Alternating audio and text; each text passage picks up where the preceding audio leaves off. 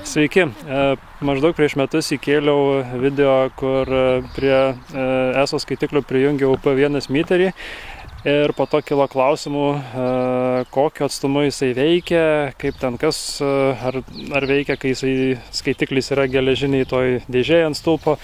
Tai žodžiu, tokį patį P1 meterį įsidėjau ir kaime, namuose, čia šitoj geležiniai dėžėj, kur skaitiklis įdėtas, ir jisai man puikiai veikia.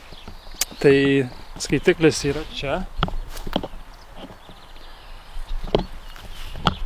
O routeris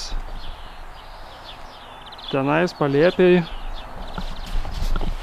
gaunasi už kokių 15-20 metrų maždaug. Ir signalo stiprumą P1 meteris rodo apie 30% ir duomenis puikiausiai perduoda. Tai jeigu pas jūs panašiu atstumu, sakykime, yra dėžė nuo routerio, tai viskas turėtų maždaug ir veikti, irgi panašiai manau. Kitas dalykas, kad dar pas mane žmonės klausė, tai kai yra saulės panelės namuose įrengtos, kartais nerodo, kiek yra išsiunčiama elektros į tinklą, kiek atiduodama.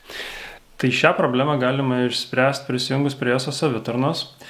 Reikia prisijungti prie savo paskyros, paspausti ant objekto, tada nukeliauti į objektą esantį skaitikliai, pasirinkti redaguoti ir nuskeliavus į puslapio apačią pasirinkti profilį išplėstinis. Ir tada jau pasirinkti, kiek pageidaujate, kas kiek sekundžių pageidaujate, kad būtų atnaujinami duomenys programėlėje.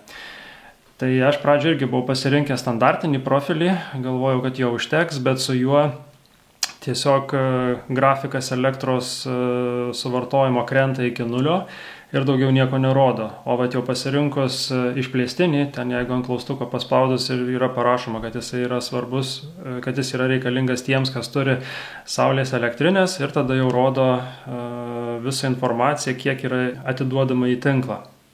Tai tada jau ir atsidarius programėlę galima matyti, kad jau nebe tik purpurinė linija rodo, bet jau krenta ir žalia į apačią, kur jau rodo, kiek yra atiduodama.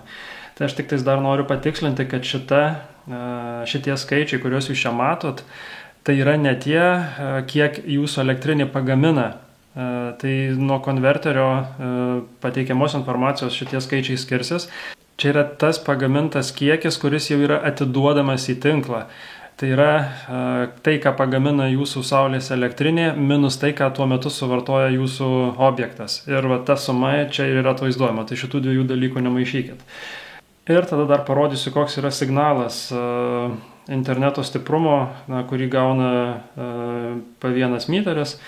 Tai nuo tos dėžės ir, kaip minėjau, apie 15-20 metrų atstume esančio routerio signalo stiprumas 30%. Tai atrodytų gal ir ne visai didelis, bet pilnai pakankamas, kad nebūtų jokių klaidų, nebūtų ryšio nutrūkimų ir panašių problemų. Ir dar vienas dalykas, kad kartais prisijungus prie savitarnos svetainės gali neleisti pasikeisti jūsų profilio. Tai jeigu neseniai keitėt, tai taip ir bus, kad kurį laiką neleis pakeisti, nepamenu kokį ten klaidos pranešimo rodo, bet kad nepatvirtintas gal keitimas ar kažkas tokio, nors keitimą patvirtina labai greitai, nors ir rašo, kad kokios 2-3 gal darbo dienos užtruks, bet ten pakeitimas įvyks, nežinau, per valandą daugiausiai, dažniausiai. Tai gali būti, kad jei neseniai keitėt, tai neleis, pabandykit prisijungti kitą mėnesį ir tada turėtų leist pakeisti.